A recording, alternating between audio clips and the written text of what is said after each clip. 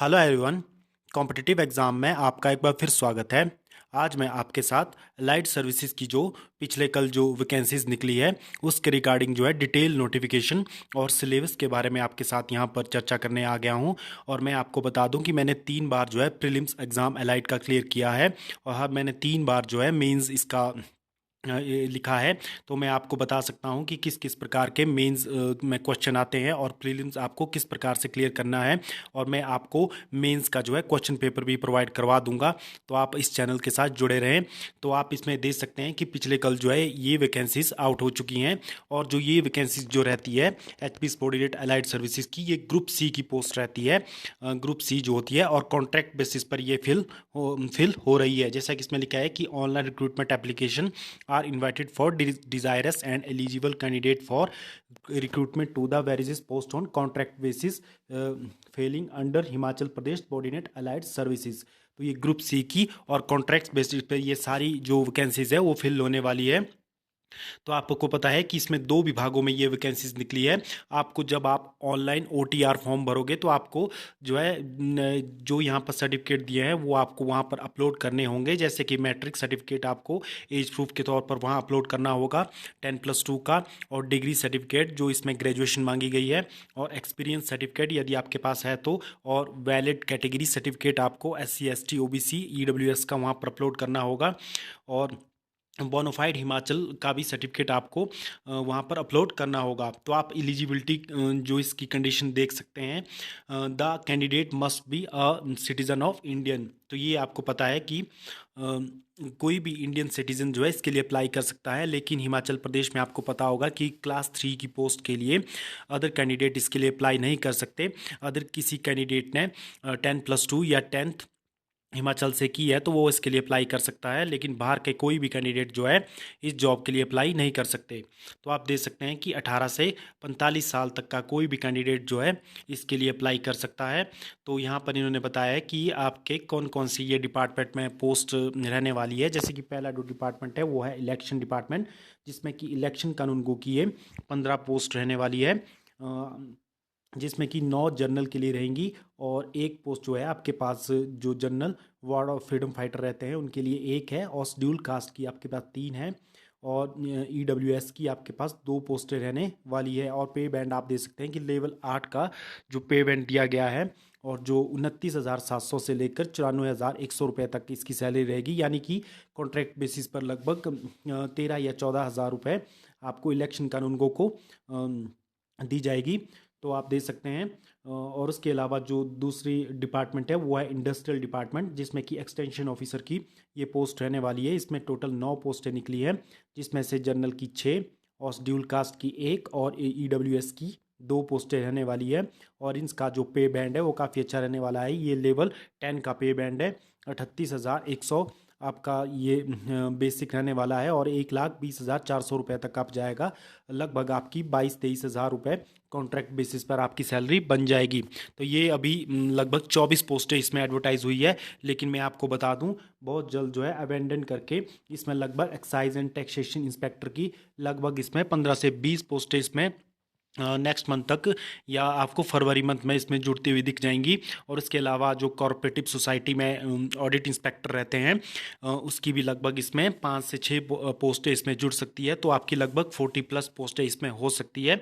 तो बहुत जल्द आपको एक्साइज एंड टैक्सेशन जो डिपार्टमेंट में ETI की पोस्ट है वो इसमें ऐड होती हुई आपको दिख जाएंगी। वो जो पोस्टें फिल होने वाली है वो सारी रेगुलर बेसिस पे फिल होती है। तो आप जो भी है अभी इस फॉर्म को फिल करके रखें, क्योंकि बाद में इसमें ज़रूर इसमें पोस्टें ऐड होंगी। तो आप देख सकते हैं कि इसमें क्वालिफिकेशन क्या मांगी गई है। क्वालिफिकेशन इसमें ग्रेजुएशन मांगी गई है।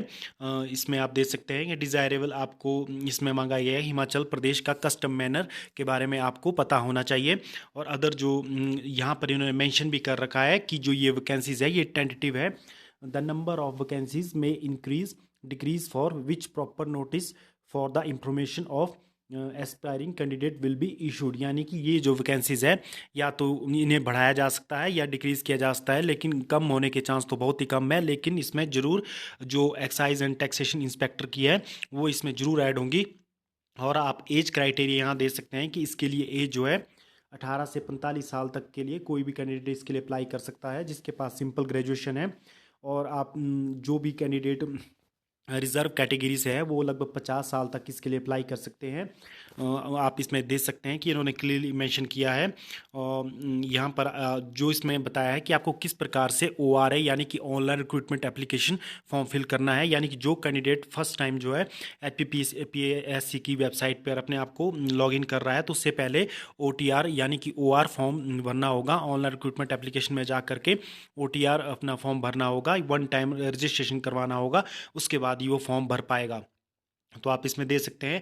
और एग्जामिनेशन फ़ीस जो इन्होंने यहाँ मेंशन कर रखी है कि जनरल जो कैंडिडेट रहेंगे, जनरल कैटेगरी के मेल कैंडिडेट, तो EWS के कैंडिडेट उन्हें 400 रुपये देना होगा फ़ीस के तौर पर। और ऑल जो मेल जो अदर जो स्टेट के रहते हैं उनमें भी 400 रुपये देने होंगे। लेकिन ये क्लास 3 की पोस्ट है तो बाहर के कोई भी कैंडिडेट जो है अदर स्टेट के इसके लिए अप्लाई नहीं कर सकते।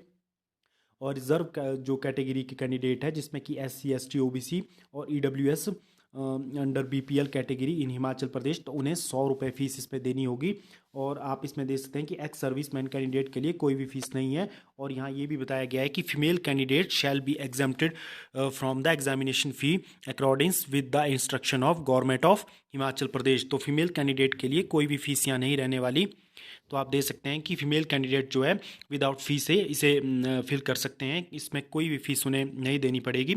और एग्जामिनेशन सेंटर आप यहाँ देख सकते हैं कि लगभग हर डिस्ट्रिक्ट में जो है आपके एग्जामिनेशन सेंटर यहाँ बनाए गए हैं, जिसमें कि बिलासपुर, चंबा, हमीरपुर, कांगड़ा, धर्मशाला, पालमपुर, कुल्लू, मंडी, शिमला, नाहन, सोलन, ऊना, सुंदरनगर, केलोंग, लाहौल स्पीति और रिकांगपिओ, किन्नौर में भी आपके एग्जामिनेशन सेंटर बनाए गए हैं। तो ये बहुत से कैंडिडेट के लिए काफ़ी अच्छी खबर है कि अब किन्नौर का कैंडिडेट को शिमला जाना नहीं पड़ेगा, वो किन्नौर में ही अपना एग्ज़ाम दे सकते हैं। तो आप देख सकते हैं कि ये इन्होंने बताया है। और इसमें इन्होंने जो सिलेक्शन प्रोसेस भी बताया है कि इसके जो है आपके 3 फेज़ का ये आपका एग्ज़ाम रहता है, जिसमें कि आपका पहला प्रीलिम एग्ज़ाम रहता है जो कि स्क्रीनिंग टेस्ट रहता है, उसके बाद मेन एग्जामिनेशन, फिर डॉक्यूमेंट वेरिफिकेशन। और यहाँ पर इन्होंने सिलेबस भी मेंशन कर रखा है। और साथ में इस एग्ज़ाम में आपको पता होगा कि 0.25 की नेगेटिव मार्किंग भी इसमें दर्ज की जाती है, आप होती है। तो आप इसमें सिलेबस दे सकते हैं। इन्होंने सिलेबस जो यहाँ पर बताया है कि आपका सिलेबस किस प्रकार का प्रीलिम एग्जामिनेशन के लिए रहने वाला है। तो आपका 200 मार्क्स का एक आपका एग्ज़ाम होगा जिसमें ऑब्जेक्टिव टाइप की एग्ज़ाम रहेगा जो आपका प्रीलिम्स में रहेगा, जिसमें कि आपका 60 मार्क्स का जो है आपका history, geography, social economic development of Himachal Pradesh रहने वाला है। यानी कि HPG के आपको अपना स्ट्रॉन्ग करके जाना है, क्योंकि जब मैंने 3 बार जो प्रीलिम्स एग्ज़ाम क्लियर किया है, क्योंकि मेरा HPG के काफ़ी अच्छा था और करंट अफेयर भी मेरा काफ़ी अच्छा था। तो ये 2 टॉपिक आपको, एक HPG के और दूसरा जो करंट अफेयर जो कि 60 मार्क्स का आने वाला है, तो ये आपको अच्छे से अपने ये तैयार करने हैं। उसके बाद मॉडर्न हिस्ट्री आफ्टर 1857 के बाद की हिस्ट्री, जिसमें आपकी हिस्ट्री में आपकी Indian culture, polity, economy, geography of disaster management और gender issue and teaching of Mahatma Gandhi के लगभग ये सारे क्वेश्चन आपको प्रिपेयर करने हैं। 80 मार्क्स का ये आपका रहने वाला है। तो ये प्रीलिम्स जो आपका एग्ज़ाम रहने वाला है ये 200 मार्क्स का रहने वाला है। तो उसके बाद आपके जो कैंडिडेट प्रीलिम्स क्लियर करेंगे उन्हें 20 टाइम एक पोस्ट के लिए मेंस के एग्जामिनेशन के लिए बुलाया जाएगा, जिससे यहाँ पर सिलेबस दिया गया है कि सिलेबस फॉर मेन एग्जामिनेशन।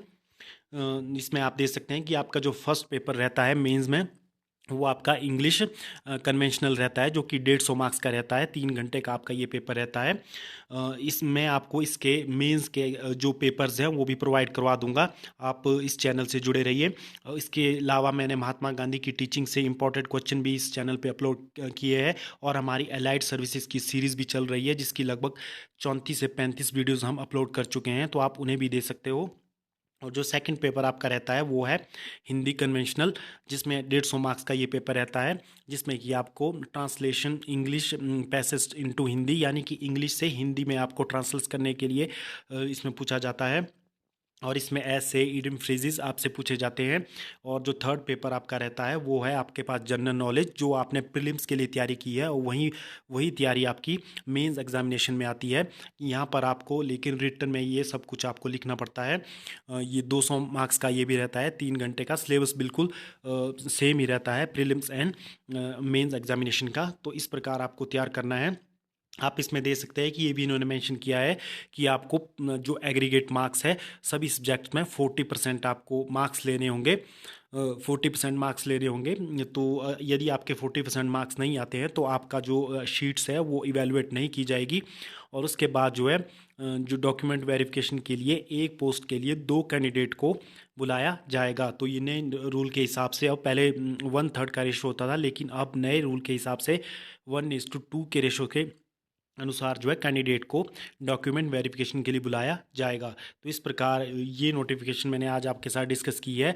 तो इसके रिगार्डिंग आपको मैं मटेरियल प्रोवाइड करवा दूंगा। प्रीलिम्स के भी मेरे पास लगभग 3 या 4 एलाइट्स के पेपर हैं, तो वो भी मैं आपको इस चैनल पर अपलोड इसमें कर दूंगा। और हमारी वीडियोस एलाइट सर्विसेज की उनका लिंक मैं अपनी वीडियो के डिस्क्रिप्शन में दे दूंगा, तो आप वहाँ से उन सभी वीडियोस को दे सकते हो। तो आज की वीडियो आपको किस प्रकार की लगी, आप इस वीडियो को लाइक कर सकते हो, शेयर कर सकते हो। इसी प्रकार के फ्यूचर अपडेट के लिए आप हमारे चैनल कॉम्पिटिटिव एग्जाम से जुड़ सकते हो। धन्यवाद।